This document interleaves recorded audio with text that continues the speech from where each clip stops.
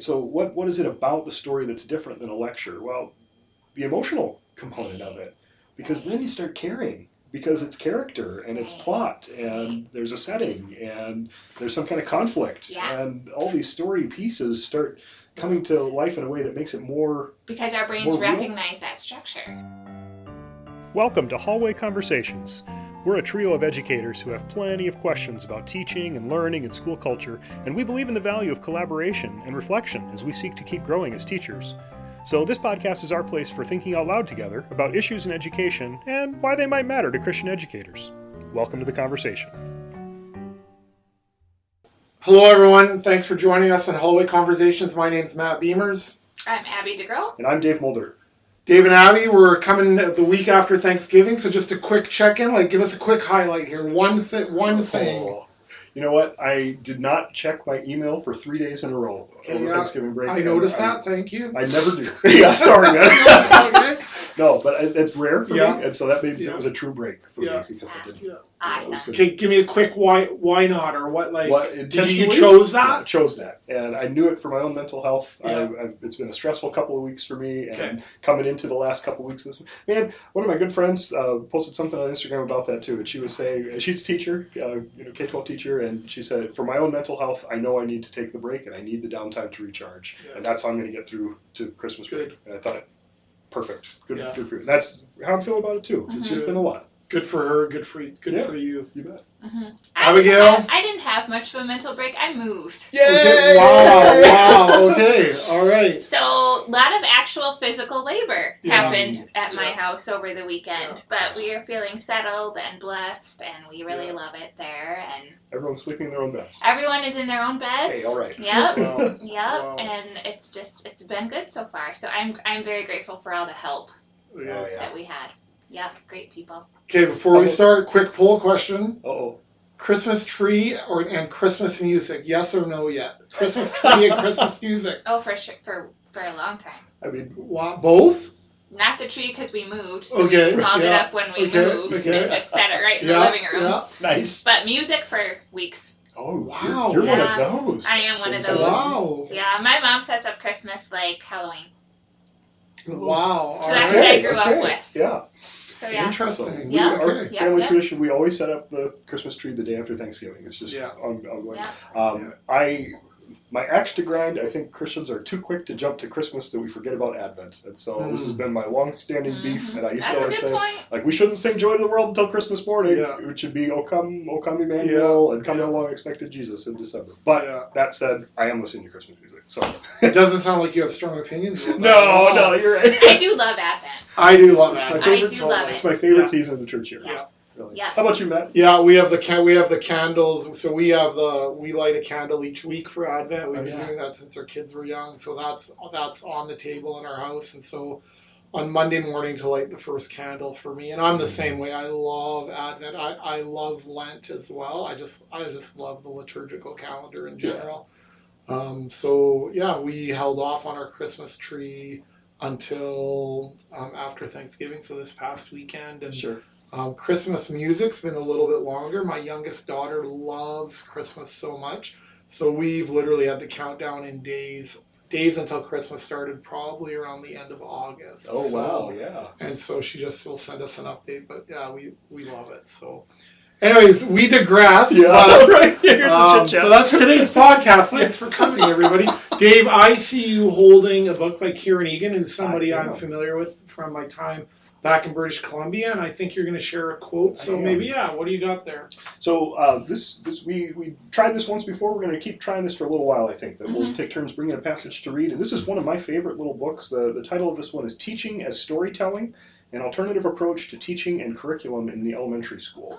And I actually think it holds true all the way through middle school, high school, college teaching. I think there's something here, this idea of teaching as storytelling. It is by Kieran Egan, as you mentioned, Matt, and I'm just going to read you a short piece right from the middle of the book. It's just a little book, 120 pages. And this is what Egan would have us think about. Telling a story is a way of establishing meaning. Fictional stories tend to be concerned very largely with affective meaning, affective with an A, as in your affect, right? Affective meaning, Whereas in education, our concern is more comprehensive. We want cognitive and affective meaning together, because the dominant model has tended to emphasize the cognitive at the expense of the affective. Drawing on some aspects of the story form for planning teaching can enable us to achieve better balance. The resultant practice of such abstract matters is clearer access to material for children and greater engagement with it. The sense of story I'm dealing with here is not so much the typical fictional kind, but something nearer to what a newspaper editor means when he asks the reporter, "What's the story on this?" The editor is asking for an account of particular events embedded in some more abstract context, which readers already understand. And the editor basically wants to know how the particulars fit into some binary conflict. How do these particulars give body to the ongoing story of good versus bad, or security versus danger, or political right versus political left, etc.? The editor's question is one about how this particular knowledge is to be made meaningful and engaging to the readers. So what I advocate is use of some features of the story form in order to make new knowledge meaningful and engaging to students. So I've been thinking about this idea of story and storyline, and how do we invite students to see what they're learning in that contextualized setting. And what I love about this idea from Egan is that it's both, right? Like, it doesn't have to be only the cognitive dimensions. It can be cognitive and affective. And how much more likely is it that our students are going to remember things if it's told in the context of a story? Right? You can only remember so much of the cold hard facts and statistics of things, but if you hear a story, totally, it draws us in. So that's why I wanted to choose this one and think together a little bit about this. What do you make of this quote? I guess I'm a big believer in story. I think partly as you were reading, Dave, I was thinking about this idea of that we are story formed people. Yes. Like we are people of story. Mm-hmm. I think we are created. We're part of a bigger story.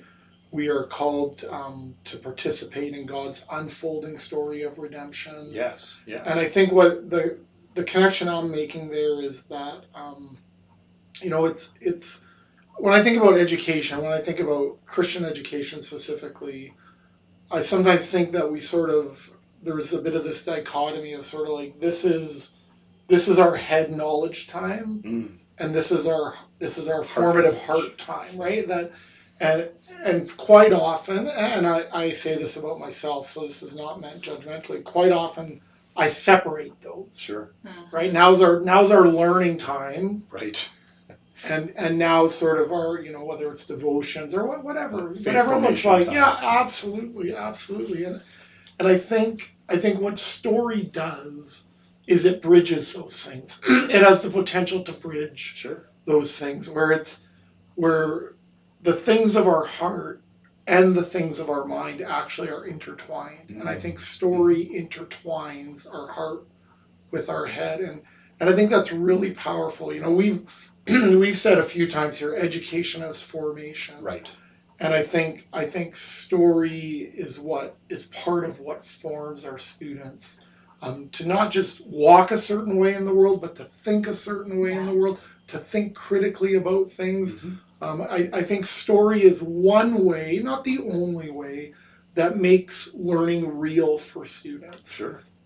And I think that's really powerful. I think in a world where things are not that real, actually, are very virtual, or that it makes it more tangible. And it gives them something concrete to hold on to, right? And to hang things on, right? When you have a storyline running through a course, right? If we can always come back to that, that's what I've learned too. Yeah. Like if we have a storyline that we can kind of frame everything to, it helps us just put things where they belong in our brains. I know you've done that for a while for some of your courses, this idea of storyline. Yeah. Can you maybe give our listeners an example of a storyline? Like, what do you mean? Right. So Intro to Ed Psych, right? So we talk about how our deep hope is to see our students as complex image bearers created by God to learn, right? And so like that idea of complex image bearers, we just keep coming back to that over and over, and we talk about what competing stories there are in educational theories that we study or in the world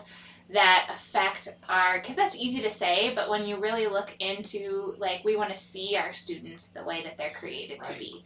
And to actually do that, we have to identify, okay, well, if we see our students as creative, right, look at all of these things in school that don't encourage creativity that we need to that we need to examine and look at how this, so behaviorism has its uses, but we have to be careful about how that shapes our view of students as complex image bearers, right? Because so there's we a competing examine everything. story. Yeah, there's a competing story there, right? So we examine everything through that lens and we come back to it over and over. Thanks and over. for sharing that example. Yeah.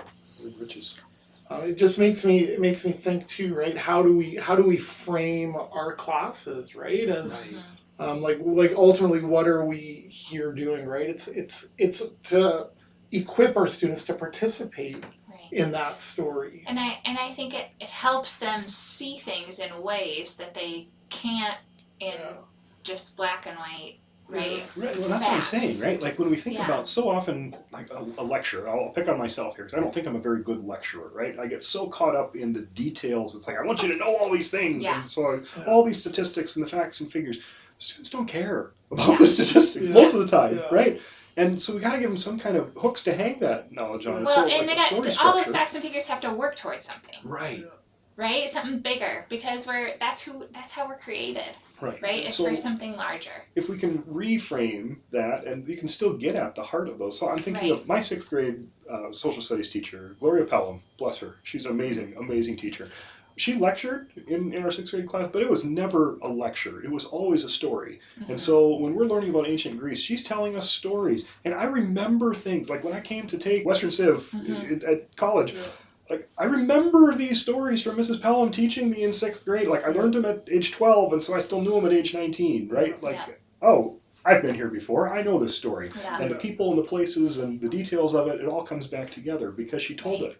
It wasn't just lecturing. Just telling, right? And I guess that's what I'm trying to discern here as I say that, right? So what is it about the story that's different than a lecture? Well, the emotional component of it, because then you start caring, because it's character and it's plot and there's a setting and there's some kind of conflict and all these story pieces start coming to life in a way that makes it more because our brains recognize that structure, right? Your story from people, as you said. Yeah, but I think for sure we recognize the structure, but I think we can also then see ourselves in that story. Yeah. Right? It humanizes. It humanizes it and humanizes learning and helps us to make this emotional connection, right? Like I think often about the story, like I've read, I love 20th century history and I've read a lot about, World War I, World War II. Like I find it fascinating.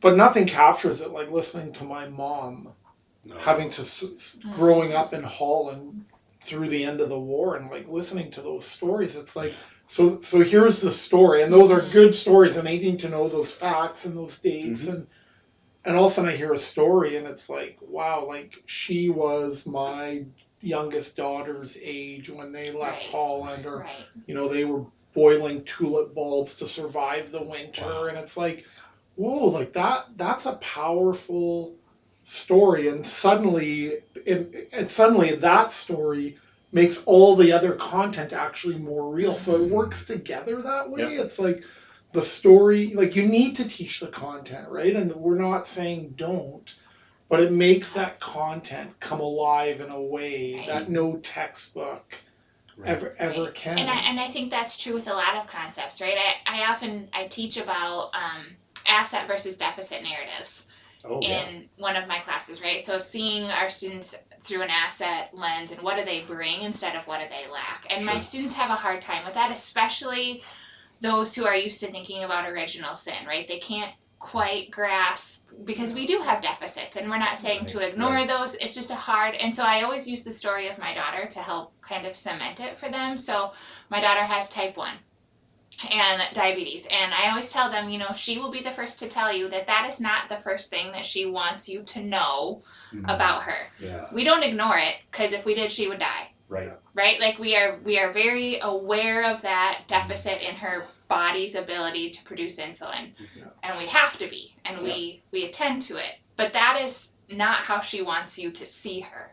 She wants you to see her, her determination and her bravery and her, she eats protein all the time, so she's very strong, right? So I talk about that. Like I would hate for a teacher to just tell me about the things that she lacks. I want them to see, okay, so this has made her all of these things. This is what she brings. And so, and having that be what we lead with, right?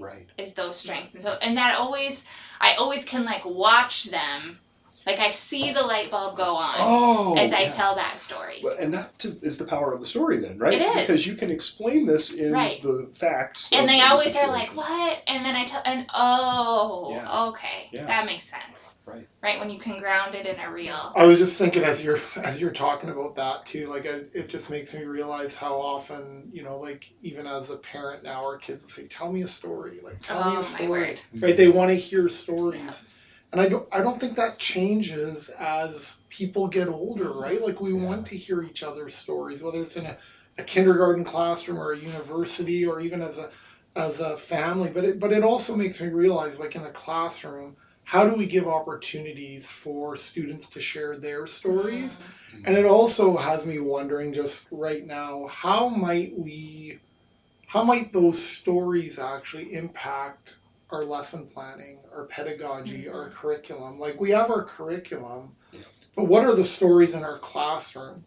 What are the stories in our community that might force us in a good way to adapt some of the things that we're doing in our classroom, right? Again, to say, you know, like this phrase that schools involved with a framework called Teaching for Transformation, they have this phrase that's real work that meets a real need for real people, right?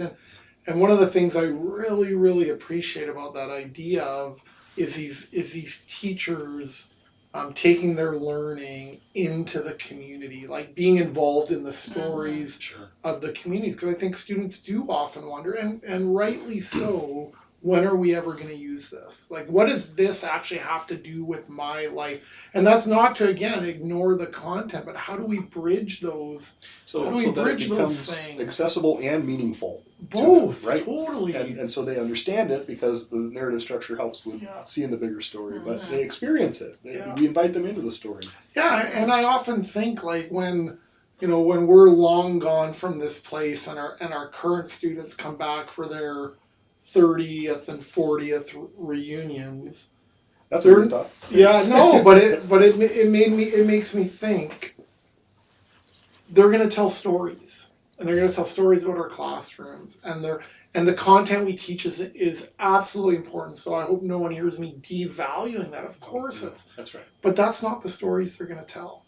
They're going to tell the story about the time Dr. Mulder got emotional in his geography class telling this story. They're going to remember that because it's real. Or they're going to, Abby, you shared a few weeks ago, I don't know what it was anymore, a story about you guys ended up talking about food, or you ended up talking about... It's a recurring theme in that. Yeah, right? But I also shared Thanksgiving recipes. Yeah, hey, totally. And those are stories maybe in some ways outside of learning, but I actually don't think they're outside of the learning. They actually allow the other things to happen.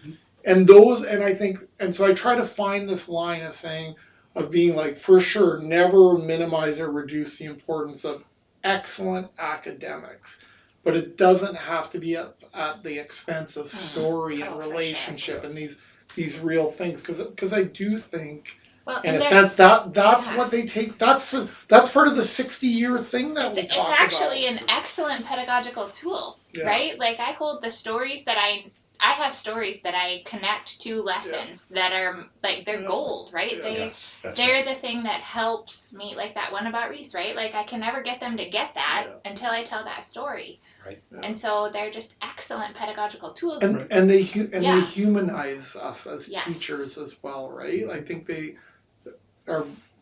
humanize us, I guess. Yes. It's like we're more, and I think when we share those types of stories, we are making ourselves vulnerable to them. And I think that's actually important for us to model to our students. Dave, any final thoughts? Sorry to put you on that. No, that's good. I'm still thinking about this too from when I have taught our intro curriculum instruction course for students. And one of the big things we talk about there is the big story of Scripture too, right? The meta-narrative is the way we sometimes talk about it, right? And so you can think of, Scripture, we talk about the Bible as a book, and it is a book. for sure. But it's really a library. And so what's the big story in these 66 books that make up Scripture? And creation, fall, redemption, restoration. And seeing those 4 big moves in the story. And then, like, how do we use that to frame curriculum? How do we use that as a lens for looking at what we're teaching? And so anything you teach connects to some move of that broad storyline of Scripture, right? And so if you're in a science class, you're looking at the nature of creation and how has God made this place to be? What's the goodness that we still see in it? How is it not so good? That's the fall, right? What's broken? We can name that. Thanks be to God, Jesus came to save the day. And so now we're invited into the restoration of all things too. And so we're working towards that. So then you can have the students too say, so what can I do then to, and I think we can do that with any subject area. And it's something to the point, I almost take that for granted. I know. I love the framework. Right. But you're right. And to keep that in front of us, in front of me, I got to point the finger at myself here, that is something I get to do with my students too. I get to help them find their place inside God's bigger story, right? That's one of the assignments our first year seminar students do, my story inside God's story. And to really see that, to not take the gravity of that for granted. Yeah, and it makes me realize too, Dave, just as you're talking, is to help our students understand whatever their story is.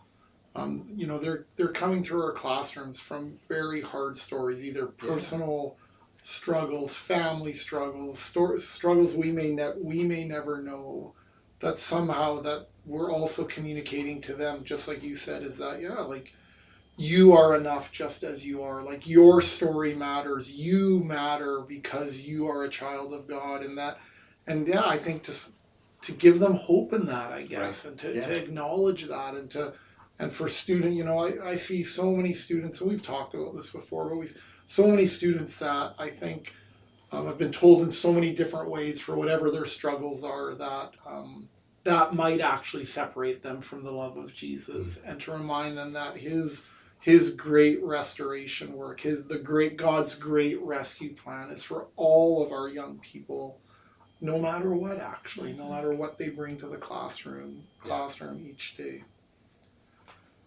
Friends, we know that your time is valuable, and we want to thank you for joining us in the hallway today.